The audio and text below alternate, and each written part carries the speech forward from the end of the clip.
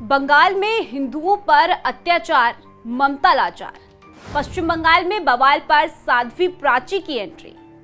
साध्वी ने औरंगजेब से की ममता दीदी की तुलना।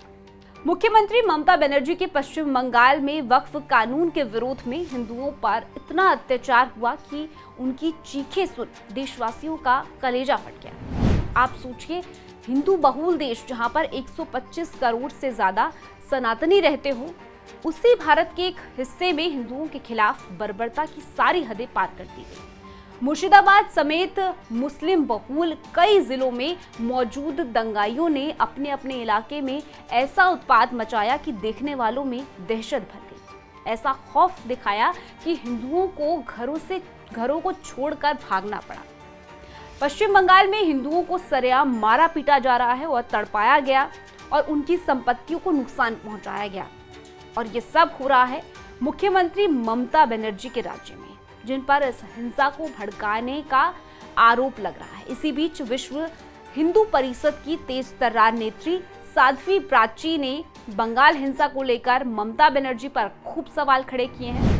उन्होंने क्या कुछ कहा है आपको बताएंगे, लेकिन उससे पहले आयुन भारत को सब्सक्राइब कर लीजिए। स्वागत है आपका, मेरा नाम ताना अधिकारी है। पश्चिम बंगाल के इस वक्त हालात देख कुछ ऐसे पलों को तो ऐसा लग रहा है कि मानो आखिर वो भारत का पश्चिम बंगाल है या फिर मोहम्मद यूनुस के बांग्लादेश है, जहां पर हिंदुओं का जीना मुहाल हो चुका है। लेकिन पश्चिम बंगाल में हिंदुओं को टारगेट किया जा रहा है वक्फ कानून संशोधन के नाम पर। इसको लेकर मेरठ पहुंची साध्वी प्राची ने वक्फ संशोधन कानून के विरोध पर जमकर भड़ास निकाली। उन्होंने ममता बनर्जी पर निशाना साधते हुए कहा कि संशोधन बिल से औरंगजेब की औलादों को दिक्कत हो रही है। वक्फ के नाम पर संपत्ति कब्जाने वाले भूमाफियों को दिक्कत हो रही है। साध्वी प्राची ने बंगाल हिंसा के लिए सीधा मुख्यमंत्री ममता बनर्जी को जिम्मेदार ठहराया। उन्होंने कहा कि बंगाल के मुर्शिदाबाद में हुई हिंसा के पीछे ममता बनर्जी का हाथ है। उन्होंने कहा कि वक्फ संशोधन बिल के नाम पर माहौल खराब करने पर दबाव बनाया जा रहा है, लेकिन सरकार अपने कदम पीछे नहीं हटाएगी और माहौल खराब करने वालों का इलाज भी होगा। साध्वी प्राची ने कहा कि इस कानून से गरीब मुसलमानों का फायदा होगा, लेकिन औरंगजेब की औलादों और वक्फ संपत्ति को लूटने वाले माफियाओं को इस बिल से दिक्कत हो रही है। साध्वी प्राची यही नहीं थमी, उन्होंने ये भी कहा कि आज बंगाल को सोची समझी साजिश के तहत जलाया जा रहा है, तो इसके पीछे ममता बनर्जी का हाथ है।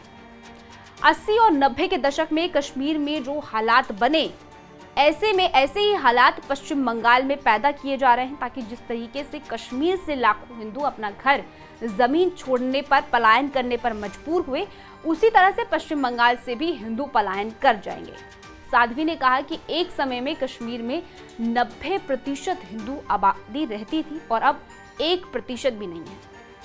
साध्वी प्राची यही नहीं रुकी, उन्होंने यहां तक कह दिया कि ममता बनर्जी पश्चिम बंगाल के हालात बांग्लादेश जैसा बनाना चाहती है। अब आप जरा सोचिए, पश्चिम बंगाल में हिंदुओं के खिलाफ खूब हिंसा हो रही है। हिंदुओं को अपना घर छोड़ने पर मजबूर किया जा रहा है, उनको जान से मारने की धमकी दी जा रही है, और ये सब होता देख ममता बनर्जी चुप है।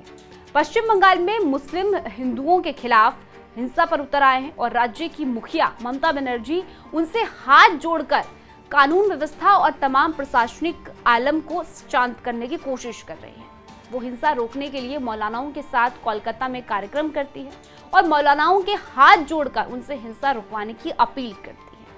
दूसरी तरफ बीजेपी, केंद्र सरकार, केंद्रीय सुरक्षा बल और बीएसएफ पर हिंसा की साजिश के आरोप लगाती है, जबकि केंद्रीय बलों और बीएसएफ के बदौलत ही मुर्शिदाबाद जिले में हिंसा थमी है और जो हिंदू परिवार वहां से पलायन कर गए थे वो लौट आ रहे हैं। साथ ही बंगाल के हिंदू पीड़ित अब केंद्र सरकार से गुहार लगा रहे हैं कि वो वहां पर जवानों की तैनाती करे उनकी सुरक्षा के लिए, क्योंकि वहां पर उनकी जान को खतरा है।